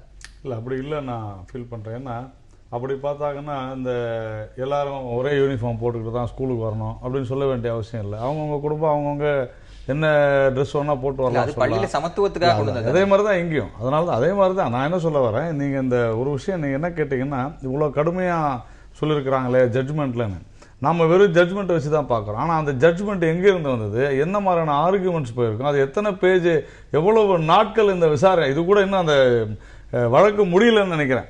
பிப்ரவரி மாதம் ஒத்தி போட்டிருக்காங்க. அது அதனுடைய தாக்கம் தான் இதனுடைய தீர்ப்பாக இருக்குமே தவிர ஏதோ பேசினாங்க உடனடியாக தீர்ப்பு போட்டாங்க. நீங்கள் ஜட்ஜ்மெண்ட்டை மட்டும்தான் படிக்கிறீங்க. இந்த மாதிரி தான் பல விவாதங்களில் நாம் அனைவருமே தவறு செய்யறோம். நான் உட்பட எல்லாருமே என்னன்னா ஜட்ஜ்மெண்ட்டை ஃபுல்லாக படிக்காத, அந்த கேஸ் ஹிஸ்டரியை படிக்காத, தொடர்ந்து இதை வைத்துக் கொண்டு விவாதம் செய்வது என்பது நாம முழுக்க படிச்சுட்டு பேசுவது என்பது ரிப்போர்ட்டபிள் பேஜை முழுமையா படிச்சு இல்ல சார். இல்ல சென்ட்ரல் கவர்மெண்ட் ஆர்குமெண்ட்ஸ் படிச்சிருக்கேன். சுப்ரீம் கோர்ட் வெப்சைட் இருக்கக்கூடிய அந்த ஹைலைட்ஸ் எடுத்துருக்கு. நான் படிச்சிருக்கேன். 6 ஹைலைட்ஸ் தான் சுப்ரீம் கோர்ட் வெப்சைட் வரைக்கும் இதை கோட் பண்ணிருக்காங்க. நான் அந்த ஹைலைட்ஸ் பார்த்தேன். நான் சொல்றது இந்த மாதிரி இதனுடைய ஆர்குமெண்ட்ஸ் என்ன, அதனாலதான் அந்த மாதிரியான ஒரு விஷயத்தை இருந்தாலும் உச்சநீதிமன்றத்துடைய தீர்ப்பு மட்டும் தான் இறுதி. அதாவது உச்சநீதிமன்றமே தனியா கொடுப்பாங்க இல்ல சார். அதுதானே மரபுகள் மீறப்படும் போதுதான், ஒரு யதார்த்த நிலை மீறப்படும் போதுதான் அதை வந்து சட்டம் குறுக்கிடுகிறது, அரசாங்கம் குறுக்கிடுகிறது. அப்போ தொடர்ந்து இந்த வழக்கமானது இப்போ இதில் திரையரங்குகளில் தேசிய கீதம் பாடுவது என்பது ஒரு வழக்கமாக மரபாக இருந்தது. அப்போ கிட்டத்தட்ட அது மறையும் காலத்தில் ஒரு வழக்கு வருகிறது. அதனால சரி இந்த மரபு மீறப்படக்கூடாது அப்படின்னு அந்த ஜட்ஜி நினைக்கிறாங்க. அதை கூட கேட்டேன்னா இதனுடைய தொடக்கம் என்பது இந்திய சீன போர்ல தான் தொடங்குது. சரி, அப்போது ஒரு உணர்வு என்பது தேவைப்படுகிறது. ராணுவத்திற்கு இங்க இருந்து ஒரு துவக்கம் உதவிகள் செய்யணுன்ற உணர்வை ஏற்படுத்துவதற்கு கொண்டு வரப்பட்டது அப்படின்னே நம்ம புரிந்து கொண்டால் கூட இப்ப அதற்கான தேவை என்னவாக இருக்கிறது? இல்ல அப்படி சொல்ல முடியாதுங்க. அதுதான் மரபு. இது வந்து ஒரு தொடர்ச்சி. இப்ப இதற்கான தேவை இல்லைன்னு நம்ம சொல்லிட முடியும். தேவை இல்லைன்னு அதை கட்டாயமாக்க வேண்டிய தேவை எங்க இருக்கு? இது கட்டாயமாக்கணும்னா மரபுகள் மீறப்படும் பொழுது இப்போ நாம ஒரு நோ என்ட்ரி போர்டு போடுறோம். எதுக்காக போர்டு போடுறோம்? நோ என்ட்ரி போர்டு போடுறோம். ஆனால் மக்கள் வந்து நோ என்ட்ரியில் போகிறாங்க, ஃபைன் பண்ணுறாங்க. அதை நீங்கள் ஏன் கட்டாயமாக்கன்னு கேள்வி கேட்க முடியுமா? அப்படிலாம் கிடையாது. இங்கே ஒரு சில சட்டங்களை கொண்டு வரும்பொழுது அது மக்கள் நலன் சார்ந்து ஒரு அந்தந்த துறை சார்ந்த நடவடிக்கைகளாக இருக்குது. இப்போ நீதிமன்றம் இதில் வந்து தலையிடுதுன்னு சொன்னால் அந்த மரபு மீறப்படுகிறது. நோ என்ட்ரிங்கிறது விதி, இது மரபு. இருக்கட்டும் சார், அதனால தான் சொல்கிறேன் மரபு விதி எல்லாமே ஒன்று தான். அது மீறப்படும் போது தான் அது விதி ஆகிறதுன்னு சொல்ல வரேன் நான். நம்ம தொடர்ந்து பேசலாம். திரு எஸ். ராமகிருஷ்ணன் ரொம்ப கரெக்டாக ஒரு லைன் எடுத்தாருன்னு நான் நினைக்கிறேன். கிரிக்கெட்டில் தேசிய கொடி என்பது ஒரு வர்த்தக பொருளாக தான் தொடர்ச்சியாக பார்க்கப்படுகிறது. அது விற்கக்கூடிய பெப்சி கோகோ கோலா ஆடாக இருக்கட்டும், அதில் இருக்கிற விளம்பரங்களாக இருக்கட்டும், தேசிய அடையாளங்கள், தேசிய உணர்வு என்பது தன்னெழுச்சியானதா இல்லை இன்றைய காலகட்டத்தில் அது வர்த்தகமயமாகி விட்டதால் இது போன்ற விஷயங்கள் கொண்டு வந்து மீண்டும் அந்த தன்னெழுச்சியை ஊக்குவிப்பதற்கான முயற்சியாக பார்ப்பதா? இந்தியாவை பொறுத்த வரைக்கும் இப்போ இந்த தேசியம் அப்படிங்கிற சொல்லே வந்து ஒரு இந்திய வர்த்தக சந்தையினுடைய பயன்பாடு பொருளாகத்தான் இன்னைக்கு பயன்படுத்தப்படுது. நீங்கள் கிரிக்கெட்டுங்கிறது முழுக்க முழுக்க வணிகம் தான். அந்த வணிகத்தை வளர்ப்பதற்கு பார்வையாளர்கள் பணத்தை கொட்டி கொடுக்கணும் இல்லையா? அந்த பணத்தை கொட்டி கொடுக்கிற பார்வையாளனை இழுப்பதற்கு இதில் ஒரு தேசியம் புகுத்தப்படுது. ஆனால் இந்த தேசியத்தை பார்த்துட்டு ஒரு ஆயிரக்கணக்கான இளைஞர்கள் ஒரே நாளில் பார்த்தீங்கன்னா ஒவ்வொரு குப்பத்திலும் ஒவ்வொரு நகர பகுதியிலும் சேரியிலும் அவங்க வந்து விளையாடிக்கிட்டே இருக்காங்க. ஆனால் அவங்களால வந்து இந்த விளையாட்டு எல்லைக்குள்ளே போக முடியுமா வெறும் இந்தியனாக மட்டும் அப்படிங்கிற கேள்வியில் ஒரு 2-3 பேரை வந்து நம்ம ஒரு விதிவிலக்காக தான் வச்சிருக்க முடியுதே தவிர அவங்க எல்லாருக்கும் அதுக்குள்ளே போக இடம் இருக்கா? இன்னொன்று, இந்த தேசபக்தி, இந்த மரபுகள்லாம் இருக்குது பாருங்கள். இந்த கிரிக்கெட் விளையாட்டில் இந்த சியர் லீடர்ஸ்ன்னு கொஞ்சம் பேரை வச்சு இந்திய பண்பாட்டை வந்து நம்ம பாதுகாத்துக்கிட்டு இருக்கிறோம். இந்த சியர் லீடர்ஸ் இதெல்லாம் வந்து அபாலிஷ் பண்ண சொல்லி இது என்ன இப்படி அசிங்கம் பண்ணுறீங்க? என்ன விளையாட்டு தானே, அங்கே என்னத்துக்கு போய் கவர்ச்சி நடனம்? அதை தடுத்து அதை கோர்ட்டால் தடுக்க முடிஞ்சுதா? தடுக்க முடியுமா? இல்லை, கோர்ட் சொல்லுது தடுக்க முடியுமா? அடுத்தது, இந்திய அரசியல் சாசனத்தில் அடிப்படை உரிமைகள் அப்படின்னு இருக்கு. அதை வந்து நாங்கள் செயல்படுத்த முடியும். அடுத்து வழிகாட்டு நெறிமுறைகள்னு இருக்கு, டைரக்டிவ் பிரின்சிபிள்ஸ். ஒரு அரசாங்கம் மக்களுக்கு என்னவெல்லாம் செய்ய வேண்டும் அதை நீங்கள் நடைமுறைப்படுத்த சொல்லி நீதிமன்றத்துக்கு பொதுநல வழக்கோட போனால் நீதிமன்றம் என்ன சொல்லுது? இதெல்லாம் வழிகாட்டு நெறிமுறை தான், அதை செய்ய சொல்லி நாங்கள் உத்தரவிட முடியாது. அதே போல அடிப்படை கடமைகள் இருக்கு, ஃபண்டமெண்டல் டியூட்டிஸ் இருக்கு. அந்த அடிப்படை கடமைகள்ல அறிவியல் பூர்வமான சிந்தனை, பெண்களுக்கு மரியாதை, வேதம் நிறைந்த பழக்க வழக்கங்களை ஒழிப்பது, இதெல்லாம் வந்து அடிப்படை கடமைகள்ல இருக்கு. அதை எடுத்துக்கிட்டு போய் ஒரு வழக்குக்கு போனா என்ன சொல்றாங்க? இதெல்லாம் நீங்க அரசாங்கத்துக்கிட்ட தான் போகணும், இதிலெல்லாம் தலையிட்டு அதை நாங்கள் நிலைநிறுத்த முடியாது என்று நீதிமன்றம் நிலைப்பாடு எடுக்கும் பொழுது, ஒரே ஒரு உதாரணம், உணவு பொருள் தானியங்கள்லாம் வந்து கிடங்குல சேர்ந்து அழிஞ்சு போச்சு, எல்லாருக்கும் ஞாபகம் இருக்கும். இவ்வளவு டன் கணக்கான தானியம் வந்து கிடங்கு சரியில்லாம அழிஞ்சுக்கிட்டு இருக்கு, அதை எடுத்து மக்களுக்கு கொடுக்க சொல்லுங்கன்னு ஒரு வழக்கு. நீதிமன்றமும் விடாம அரசாங்கத்தோட போராடிச்சு. ஆனா அரசாங்கம் என்ன சொல்லுது? ஆனா எங்களால கொடுக்க முடியாது, அப்படி கொடுத்தோன்னா தப்பான முன்னுதாரணம் ஆயிடும். இது என்ன மாதிரியான சிக்கல்? இதை ஏன் நீதிமன்றத்தால செய்ய முடியல? இப்படி பல கேள்விகள் இருக்கு. அதையெல்லாம் தீர்க்க முடியாத சூழல்ல இப்படி ஒரு வழக்கு எடுத்து எனக்கு வந்து இது ஒரு ஏதோ ஒன்றை திசை திருப்புகிற மாதிரியும் இந்த விவாதங்கள் திடீர்னு மாறும் அப்படிங்கிறதும் இருக்கு. ஏன்னா நாட்டில் இப்போ வேற விவாதம் நடந்துட்டு இருக்கு, அதை திசை திருப்புகிற மாதிரி இப்படி ஒரு விவாதமா? இது நீதிமன்றத்தால் இதை நடைமுறைப்படுத்த முடியுமா? இப்போ யாரும் நிற்கலன்னு வச்சுக்கோங்களேன், என்ன அப்போ கூட இருக்கவங்க வந்து அவங்க ஏன் நிற்க முடியல? இதெல்லாம் பல காரணம் இருக்கலாம். ஒவ்வொரு தியேட்டருக்கும் போலீஸ் போட முடியுமா? இருக்கிற காவல்துறையினர் எண்ணிக்கையை வச்சுட்டு எவ்வளோ பேரை உள்ள வைக்க முடியும்? இதெல்லாம் நடைமுறை இல்லை. அல்லது அந்த தியேட்டர் உரிமையாளர்கள் வந்து இதுக்கு 2 செக்யூரிட்டி உள்ள போடுவாங்களா? இதெல்லாம் வந்து ஒரு அரசாங்கம் தீர்மானிக்க வேண்டிய செயல். ஆகையினால இதன் மூலம் தேசப்பற்று அப்படிங்கிறது இல்ல. இன்னொன்னு, நீங்க கிரிக்கெட்டை மட்டும் வச்சுட்டு தேசப்பற்றை பத்தி பேசக்கூடாது. கிரிக்கெட் மட்டும்தான் இந்த நாட்டினுடைய விளையாட்டு மாதிரியும் ஒலிம்பிக்குள்ள போக முடியாமல் பாஸ்போர்ட் கிடைக்காம மாரியப்பன் 2வது தடவை போறாரு. முதல் முறை அவரை அனுப்புறதுக்கு கூட ஆள் இல்லை. அதுல எல்லாம் இந்திய தேசியம், தேசபக்தியும் நீதிமன்றங்களும் ஏன் இவர் போன தடவை போகல? சியோமோட்டோ எந்த கோர்ட்டும் கேட்கலையே. மாரியப்பனை போல எத்தனை பேர் இந்த வாய்ப்பு மறுக்கப்பட்டவர்கள்? ஏன் இதெல்லாம் நீதிமன்றங்கள் எடுத்து அவர்களுக்கெல்லாம் இந்தியர்கள் அப்படிங்கிற தன்னம்பிக்கையை ஊட்ட வேண்டாமா? அதெல்லாம் இன்னைக்கு செய்ய வேண்டிய வேலை. தேசிய விளையாட்டான ஹாக்கி என்னாச்சுன்னு கூட நீதிமன்றங்கள் நினைக்கிறேன். ஒரு விஷயம் அவங்க சொன்னதுல கிரிக்கெட் விஷயம் நான் முழுமையாக ஏற்றுக்கிறேன். ஏன்னா சொன்னல இந்த ஐபிஎல் மாதிரியான இதில் இந்த கொடி இது போன்ற பயன்பாடுகளெல்லாம் கண்டிப்பாக கட்டுப்படுத்தப்பட வேண்டியதுதான், அதில் ஒன்றும் சந்தேகம் இல்லை. ஆனாலும் அந்த ஐபிஎல் மாதிரியான விளையாட்டுகளில் நீதிமன்றங்கள் பலமுறை வலியுறுத்தியும் கூட அரசியல்வாதிகளுடைய மிகப்பெரிய தலையீடுகளால், அவர்களுடைய முதலீடுகளால் அதுதான் இந்த தவறு நடந்துக்கிட்டே தான் இருக்குது. இப்போது தொடர்ந்து கடந்த ஒரு வாரமாக கூட பிசிசிஐ பற்றிலாம் சொல்கிறாங்க. அதுக்குள்ளே நான் போக விரும்பலை. ஆனாலும் இதையெல்லாம் கண்டிப்பாக களையப்பட வேண்டும். ஆனால் அதற்கும் இந்த தியேட்டர் விஷயத்தையும் நம்ம தொடர்பு படுத்துவது என்பது எனக்கு அது சரியா தொடர்பு படுத்தல. அதை கேட்கும் போது அரசியல் ரீதியான கருத்துக்குழுக்குள்ள உங்களை கேட்க வேண்டாம். நீங்க ஒரு கருத்தை ரொம்ப இதா இடைவேளைக்கு முன்பு சொன்னீங்க, அந்த இதுலயாவது தேசப்பற்றை உருவாக்கலாமா அப்படின்னு. ஒரு சாமானிய என்னுடைய கேள்வி, 100 ரூபாய் பரிமாணம் உள்ள ஒரு டிக்கெட்டுக்கு இதே இந்திய அரசியலமைப்பு சட்டத்தின்படி நான் 300 ரூபாய் கொடுக்குறேன். 20 ரூபாய் பரிமாணம் உள்ள பாப்கார்னுக்கு 80 ரூபாய் கொடுத்துட்டு உள்ள போற என்னிடம் நீங்கள் எந்த வகையில தேசப்பற்று இந்த தேசிய கீதத்தை ஒழிப்பதன் மூலமாக மட்டும் கொடுத்து விட முடியும்னு நினைக்கிறீங்க? இல்ல, வியாபாரம் என்பது வேறு, தேசியப்பற்று என்பது வேறு. ஒரு திரையரங்குல அதாவது ஒரு திரையரங்குல போயிட்டு நீங்க உணவு பண்ண வாங்கணும்னு யாரும் உங்களை கம்பல் பண்ணல. இல்லையே, பல உணவுகளை பல தியேட்டர்ஸ்ல பச்சிலம் குழந்தைகள் எடுத்துட்டு போற பால் கூட உள்ள அலௌட் கிடையாது. இல்ல, அதாவது எப்படின்னா சில திரையரங்கு தான், சிங்கிள் திரையரங்கெல்லாம் அப்படி எல்லாம் ஒன்றும் கண்ட்ரோல் கிடையாது. சில மல்டிபிளெக்ஸஸ்ல மட்டும்தான் அந்த மாதிரி, எல்லாமே மல்டிபிளெக்ஸ் கிடையாது. அதாவது நம்ம வியாபாரத்தை லிங்க் பண்ண வேணாம். நான் ஒன்னே ஒரு சொல்றேன், இது ஒரு டெமோக்ராட்டிக் கண்ட்ரி. 130 கோடி மக்கள் மத்தியில நீங்க தார்மீக கடமை இந்த மாதிரிலாம் நீங்க இருக்கணும், நீங்க தேசிய பற்றா இருக்கணும், இதெல்லாம் நீங்க இம்ப்ளிமெண்ட் பண்ண முடியாது. சிலதை புகுத்தணும். இப்போ எவ்வளவு பெரிய ஒரு மாற்றம் இந்தியாவில் உருவாகி இருக்கு டிமானிட்டைசேஷன் மூலமா அப்படின்னு நிறைய டிபேட் போயிட்டு இருக்கு. ஆனா பரவலான மக்கள் இன்னைக்கு இந்த ஒரு முடிவுக்கு, டிமானிட்டைசேஷனுக்கு இவ்வளவு சப்போர்ட் பண்றாங்கன்னா, எதிர்த்து பேசுறவங்க ஒரு % இருந்தாலும், பாதிக்கப்பட்டவங்க நிறைய பேசினாலும், ஊடகங்கள் நிறைய பேசினாலும், ஆனா மக்கள் மத்தியில இதுக்கு பரவலான வரவேற்பு இருக்கு. இது ஒரு பெரிய மாற்றத்தை கொண்டு வரும் அப்படின்னு. தடாலடி முடிவு தான் அது. தடாலடி முடிவுன்னா என்ன இம்பாக்ட் வந்தாலும் பிரச்சனை இல்லை, நான் சொல்றேன்னா அந்த மாதிரி தடாலடி முடிவு தான் இதுவும். தேசிய பற்றை கொண்டு வரணும்னு சொன்னா ஒரு தடாலடி முடிவா தான். அதாவது என்னன்னா, நான் கேட்கிறேன், தேசப்பற்றை ஒரு தடாலடி முடிவின் மூலமா கொண்டு வந்து முடியுமா? திரு எஸ் ராமகிருஷ்ணன் அதைத்தான் சுட்டி காமிச்சாரு. கட்டாயப்படுத்தாமலே இந்த மக்கள் இந்திய நாத்தான உணர்ந்துட்டு இருக்காங்க.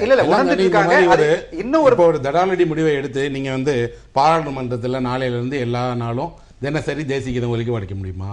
ஏதாவது ஒரு சட்டமன்றத்தில் தினசரி சட்டமன்றம் தொடங்குறதுக்கு முன்னாடி இனிமே தேசிய கீதம் ஒலிக்கணும்னு வைக்க முடியுமா? இல்லை அரசு அலுவலகங்களில் இத்தனை லட்சம் பேர் வேலை பார்க்குறாங்க, அரசு அலுவலகங்கள் அன்றாடம் இனிமே தேசிய கீதத்தோட தான் தொடங்குன்னு சொல்ல முடியுமா? சாமானிய மக்கள் சினிமா பார்க்க போகிறாங்க. சாமானிய மக்களை நீங்கள் என்ன வேணாலும் சொன்னால் கேட்போம். நீங்கள் அரசு அதிகாரத்தில் இருப்பவர்களையோ, ஆள்பவர்களையோ, அரசியல்வாதிகளையோ அல்லது ஆள்வது சார்ந்த விஷயங்கள்லையோ இதை நடைமுறைப்படுத்தி பாருங்களேன். ஆண்டுக்கு ஒரு முறை ஜனாதிபதி வருகிற நேரம் ஜனாதிபதியினுடைய உரைக்கு முன்னாடி ஒரு சம்பிரதாயமாக தேசிய கீதம் இசைக்கப்படுது. ஆனால் மக்கள் கூடி பேசுகிற, மக்கள் பிரச்சனையை பேசுகிற அரங்கில் தினம் ஒலிக்கலாமே. இல்ல, இப்போ இதுல வர்த்தக ரீதியா அப்படின்னு நம்ம பார்க்கும்போது ஒரே நிமிஷம் வர்த்தக ரீதியான்னு பார்க்கும்போது இன்றைக்கு கல்வி கூட, பள்ளிகள் கூட வியாபார ஸ்தலமாகத்தான் இருக்கின்றன. அங்க இனிமேல் தேசிய கீதமே பாட வேணாம்னு சொல்லிட முடியுமா? அது இல்லை. அதுதான் நான் சொன்னேன். அதையே இப்ப சட்டம் போட்டு தான் கொண்டு வந்தாங்க. தனியார் பள்ளிகளில் தேசிய கீதம் பாடுவது கல்வி வியாபாரம் ஆயிடுச்சு. ஆனா இப்ப என்னன்னா அதை பின்பற்றுகிறார்களா? நீங்க நான் ஒரு ஆண்டுக்கு எப்படி வச்சுக்கிட்டா கூட ஒரு 100 பள்ளிக்கூடங்களுக்கு போறேன், நிகழ்ச்சியில கலந்துக்கிறேன். ஒரு நிகழ்ச்சியில் கூட என்னுடைய நிகழ்ச்சி முடிந்த பிறகு ஒரு தேசிய கீதம் நிறுத்தப்பட்டது இல்லை. பள்ளி ஆண்டு விழாக்கள் நடக்குது, ஆண்டு விழாக்களின் போது நடத்துறாங்களா? இல்லையே. ஆனால் அப்படி ஒரு சட்டம் இருக்கே. இல்ல, சினிமாவில் நடைமுறையில் இருக்கு, ஆனால் செயல்படுத்தப்படல. சினிமாவில் வர்த்தகம் எப்படி 10 ரூபாய் பொருளை 100 ரூபாய் விற்கிறது விமர்சனத்துக்குரியதோ, அப்படி அரசியலமைப்பு சட்டத்தில் அடிப்படையாக இருக்கக்கூடிய கல்வி பொருளாதார காரணங்களுக்கால் எனக்கு கிடைக்கல அப்படின்னா அதுவும் விமர்சிக்கப்பட வேண்டியது, கண்டிப்பா. அதுவும் கண்டிக்கப்பட வேண்டியதுதான். இல்ல, அந்த அடிப்படையில இதை நம்முடைய ஒப்பிட முடியுமான்னு தெரியல. இல்ல, என்னுடைய பாயிண்ட் ஆஃப் என்னன்னா, நம்ம வந்து தேசிய உணர்வு அப்படின்றது வந்து இன்னைக்கு குறைஞ்சு போயிட்டு இருக்கிறதுன்ற ஒரு மனநிலை இருக்கு. இல்ல, அதைத்தான் நான் கேட்கிறேன். எந்த அளவுகோலை வைத்து இந்தியனுக்கு தேச உணர்வு குறைந்ததுன்னு மதிப்பிட்டீங்க? இல்ல, இப்போ எப்படின்னா, எதுக்கு ஒரு அந்த சுப்ரீம் கோர்ட் ஆர்டர் நீங்க படிச்சீங்கன்னா அவங்களுடைய எதுக்காக இந்த ஒரு டிசிஷன் வந்திருக்கு, ஒரு அப்பீல் வந்திருக்கு. இந்த மாதிரி உணர்வுகள் கம்மியா போயிட்டே இருக்கு மக்கள் மத்தியில. அதாவது நம்ம தேசியம், நம்ம நாடு, நம்ம பத்தி இது ப்ரௌடா இருக்கணும், நம்ம எப்பவுமே ப்ரைடா பேசணும் அப்படின்றது ஒரு சில செக்மெண்ட்ல குறைஞ்சிட்டு போயிட்டு இருக்கிறதுனாலதான் ஸ்கூல்ல ஏன் குறையுதுங்கிறதுக்கான காரணத்தை அட்ரஸ் பண்ணி அதற்கான மெக்கானிசத்தை வளர்த்துறது சரியாக இருக்குமா? இல்ல அப்படி அந்த உணர்வு குறையுதுங்கிறது உண்மையாக இருக்கும் பட்சத்தில் கூட தேசிய கீதத்தை திரையரங்கில பாடினா அந்த உணர்வு வந்துரும் அப்படின்னு சொல்றது இது ரெண்டுமே எல்லாமே சைமல்டேனியஸா போக வேண்டிய விஷயம் சார். இது எப்படின்னா, இது ஃபர்ஸ்ட் பண்ணுவோம், அதாவது நாடை வந்து மிகப்பெரிய டெவலப் பண்ணிட்டு அப்புறம் தேசியத்துக்கு முக்கியமான காரணம் கல்வி புலங்கள்ல தேசியம் சம்பந்தமாக எதுவும் நமக்கு தெரியாது. நமக்கு நம்ம வரலாறு முறையாக கற்பிக்கப்படலை. தேச விடுதலை போராட்டம் சம்பந்தமாக யாருக்கும் போன தலைமுறைக்கு வேணா நினைவுகள் இருக்கும். இன்னைக்கு அவர்கள் எல்லாம் பெயர்கள், சிலைகள், அதுக்கு மேல எதுவும் தெரியாது. இன்னொன்று, இவை ஆவணப்படுத்தப்படலை. இதெல்லாம் தாண்டி இப்படி ஒரு தேசிய பற்றி எப்படி உருவாச்சு? மக்களை நோக்கி போனாங்க, மக்களுக்காக வேலை செஞ்சாங்க, மக்களை மேம்படுத்தினாங்க, மக்கள் ஒன்று திரண்டாங்க. அந்த பணிகள் நடக்கலை. அப்போ நமக்கு நம்மளோட வரலாறு தெரியும். ஒன்றும் வேணாங்க, நான் ஒரு பட்டியல் தரேன். இந்தியாவில் எந்தெந்த நதிகள் எங்கெங்கே இருக்குன்னு, எந்த மாநிலத்தில் ஓடுதுன்னு சொல்லுங்க, தெரியாது. நமக்கு இந்தியா என்பது ஒரு பெயர். இந்தியானோட எந்த மாநிலத்தில் என்ன கிடைக்குன்னு தெரியாது. நம்ம வீட்டில் சமையல் அறைக்கு போங்களேன், நம்ம சமையல் அறையில் இருக்கக்கூடிய பல பொருட்கள் வெவ்வேறு மாநிலத்தில் விளையக்கூடிய பொருட்கள். எந்த மாநிலத்திலிருந்து கடுகு விளையுது யாருக்கும் தெரியாது. நமக்கு இந்தியா என்பது பேராகத்தான், அடையாளமாகத்தான் இருக்கே தவிர உண்மையில் அதெல்லாம் நம்ம பரிவர்த்தனை பண்ணுறோம், வாங்குகிறோம், பயன்படுத்துகிறோம், எல்லாம் சரி. ஆனால் அந்த உணர்வு வராது. அது கிடைக்காட்டா என்ன ஆகும்னு தெரியாது. இன்னொன்று, நமக்கும் அவர்களுக்கும் என்ன உறவு இருக்குது தெரியாது. நான் வடகிழக்கு மாநிலங்களில் போயிருக்கிறேன். அந்த மாநிலங்கள் எல்லாமே என்ன கேட்குறாங்கன்னா, நாங்கள் இந்தியாவில் இல்லையான்னு கேட்குறாங்க. நாங்களும் இந்தியர்கள் தானே, எங்களுக்கு ஏன் இப்படி இருக்குது? நம்ம கண் கூட பார்க்குறோம். அந்த இந்தியா இந்த இந்தியா இல்லை. இங்கே இருக்கிற அடிப்படை வசதிகள் இல்லை, சாலைகள் இல்லை, வறுமை இருக்குது, எல்லாம் தவிர எவ்வளோ நூற்றாண்டு பின்தங்கி இருக்கிறாங்க. அப்போ அவர்களும் இந்தியர்கள் தானே. அப்போ நமக்கு தெரிகிறது ஒரு இந்தியா இல்லை. இந்தியா சீராக வளர்ச்சி அடையலை. எல்லாவற்றையும் தாண்டி இந்த தேசியத்தை பற்றிய அடிப்படைகளை ஒரு தேசம் எப்படி கற்றுத்தருது? அந்த தேசத்தினுடைய முன்மாதிரிகளை வைத்து கற்றுத்தராங்க. இங்கே எல்லாமே பிம்பங்கள், எல்லாமே அடையாளங்கள், எல்லாமே வெறும் லட்சணைகள் தானே. அதை வச்சு நம்ம என்ன செய்ய முடியும்? சார் சரியா தான் சொல்றாரு. நான் இறுதி கருத்துல கேட்கிறேன், அதோட நீங்களும் சொல்லலாம் உங்க இறுதி கருத்துல. என்னுடைய கருத்து என்னன்னா, இஸ்ரா சார் சொல்றதுல எனக்கு அப்சல்யூட்லி உடன்பாடு இருக்கு. என்னன்னா, இந்த நாட்டில் வந்து நிறைய பாகுபாடுகள் இருக்கு, நிறைய பிரச்சனைகள் இருக்கு. அதாவது நிறைய மேடு பள்ளங்கள் இருக்கு, நிறைய மாற்ற வேண்டிய விஷயங்கள் நிறைய இருக்கு. அதுல மாற்ற வேண்டிய விஷயம் எல்லாம் இந்த நாடு, இந்த அரசாங்கம் எல்லாம் பண்ணிட்டு வரும்போது இந்த தேசிய அதாவது உணர்வுகளும் கண்டிப்பாக இருக்கணும் தொடர்ந்து. இப்போ நம்ம வார் வந்து வச்சுக்கலாம், ஒரு போர் வரும்போது நம்ம எல்லாம் உணர்வுபூர்வமா பேச ஆரம்பிக்கிறோம். ஒரு இந்தியா வந்து ஃபைனல்ஸ்ல இருக்கும்போது, இல்ல நம்ம இந்தியன் ஒரு பிளேயர் வந்து ஃபைனல்ஸ்ல இருக்கும்போது அந்த இந்தியா ஜெயிக்கணும், நம்ம நாடு ஜெயிக்கணும் அப்படின்ற ஒரு உணர்வு இருக்குல்ல, அந்த உணர்வு ஏன் அப்ப மட்டும் வரணும்? ஒரு வார் வரும்போது மட்டும், ஒரு பெரிய ஒரு நிகழ்வு மட்டும் தன்னெழுச்சி, அது தன்னெழுச்சி வரும்போது இது டெய்லி ஒரு 52 செகண்ட் நம்ம வந்து டெய்லி தன்னெழுச்சிங்கிறத நான் வந்து இது வந்து ஒரு 52 செகண்ட் தன்னெழுச்சியா வர்ற உணர்வை நான் கொண்டாடுகிறேன், நான் அதற்கு மதிப்பளிக்கிறேன். ஆனால் அந்த உணர்வு உனக்கு கட்டாயம் வரணும்னு சொல்லும் போது அது ஒரு வகையான திணிப்பாக அமையாதா? அதன் மீது ஒரு ஒரு ஒரு ஒரு வெறுப்பையோ இல்ல அதுல இருந்து அந்நியப்படுத்தக்கூடிய உணர்வையோ தராதான்னு கேட்கல. எனக்கு என்ன பாயிண்ட் அப்படின்னா, அது நம்ம உணர்வு இல்ல, நம்மளுடைய ரத்தத்துல அது கலந்துரும். ஒரு சமுதாய ஒரு ஜெனரேஷன் பிறகு நீங்க பாத்தீங்கன்னா, இது தொடர்ந்து முறையாக இம்ப்ளிமெண்ட் செய்யப்பட்டால் ஒரு ஜெனரேஷன் பிறகு என்ன ஆயிடும்னா, இது உணர்வு நம்ம வந்து ரத்தத்துல கலந்துக்கிறது. அதாவது தேசப்பற்று, தேசபக்தி அல்லது தேச நலன் அப்படிங்கிற பேர்ல எந்த அதிரடியை வேணா மக்கள் அப்படியே ஏத்துக்கிட்டே இருப்பாங்க. அல்லது இதை ஏத்துக்கலன்னா உங்களுக்கு தேசப்பற்று இல்லை அப்படிங்கிற ஒரு பிளாக்மெயிலிங் போக்கு வந்து இப்போ உருவாயிருக்கு. நீங்க அரசு எடுக்கிற முடிவு எந்த முடிவாக இருந்தாலும், அமெரிக்கா வந்து வியட்நாம் மீது குண்டு போட்டுச்சு, நீ ஈராக் மேல படையெடுத்துச்சு, அமெரிக்க குடிமக்கள் கேட்டாங்க உனக்கு என்ன ஈராக்ல வேலை, வந்து நடு ரோட்ல நியூயார்க்ல படுத்துட்டாங்க. அந்த அவங்க என்ன சொன்னாங்கன்னா, ஏன் என் மக்களை நீ வந்து அங்க போய் இறக்குற, எங்க பசங்க ஏன் போய் ஈராக்ல சாகணும், அவங்களும் அமெரிக்கர்கள் தான், அப்போ நீங்களாம் அமெரிக்கர்கள் இல்ல, நீங்களாம் ஈராக்குக்கு போங்க அப்படின்னு அங்க யாரும் சொல்ல முடியாது. அவங்களும் நாட்டு நலன் சார்ந்துதான் அந்த கேள்வியை கேட்கிறாங்க. ஒரு அரசாங்கத்தினுடைய கொள்கை முடிவு என்பது சரியா தவறா என்று விமர்சனம் செய்தால் அவர்களுக்கு தேசபக்தி இல்லை என்று பேசுவதே ஒரு அராஜக போக்கு, பாசிச போக்கு. அதுதான் ஹிட்லரிசம்ங்கிறது. அந்த போக்குக்குள்ள நம்ம போய் மாட்டிக்க கூடாது. நீங்க மக்கள் ஏன் பொறுத்துட்டு போறாங்கன்னு கேட்டீங்க. மக்கள் வந்து பாதி பேர் இதை நம்புறாங்க, நாளைக்கு இது நன்மையாக நடக்கலாம். அந்த நம்பிக்கையில் பல பேர் பொறுமையாக இருக்காங்க. பாதிக்கப்பட்டவங்க கூக்குரல் போடுறாங்க, பாராட்டுறவங்க நம்பிக்கையில பாராட்டுறாங்க. இடையில் ஏன் இவ்வளவு பெரிய கூட்டம் வந்து அமைதியா பார்த்துக்கிட்டு இருக்கு, ஏன் பொறுத்துக்கிட்டு இருக்குன்னா இது நாட்டுக்கு நன்மை விளைவிக்கும்ங்கிற உங்க கருத்தை அவங்க நம்புறாங்க. நாளைக்கு தெரியும்ல நன்மையாக இருந்தால் என்ன, இல்லைன்னா என்ன, அப்ப தெரியும் மக்கள் எப்படி அவங்களுடைய வினையாற்றுகிறார்கள். ஆகையினால அந்த அமைதியை கொண்டு நீங்க எதை வேணா அதிரடியா எடுக்கிறது, அதுக்கு தேசபக்தின்னு பேர் வைக்கிறது அப்படிங்கிற போக்கு வந்து ஆபத்தாக இருக்கும். அப்ப மக்கள் வந்து அவங்க தேசபக்தி எப்படி இருக்குன்னு காமிப்பாங்க. உங்களுடைய சார் நிறைய விஷயம் சொன்னார், அதில் எனக்கு ஏற்பு இருக்கு. இந்த நார்த்தில் இருக்கக்கூடிய வடக்கில் இருக்கக்கூடிய மக்கள் எல்லாம் வந்து இந்த மாதிரி தெரியல, வடகிழக்கு எல்லாம் சொன்னார்.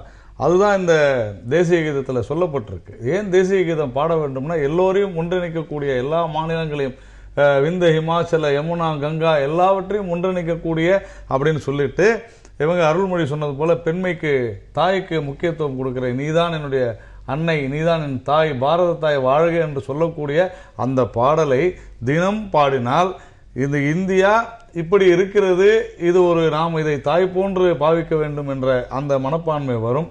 அதே போல இந்த நாடு நம்முடைய நாடு, இதில் பிரிவினைவாதம் பேசாது, இதில் மக்களுடைய சில நம்பிக்கைகளை குலைக்கும் விதமாக யாராவது செயல்பட்டால் கண்டிப்பாக அவர்கள் தேசத்திற்கு விரோதமானவர்கள் தான் என்று கண்டிப்பாக தேசபக்தர்கள் சொல்லலாம், தவறே கிடையாது.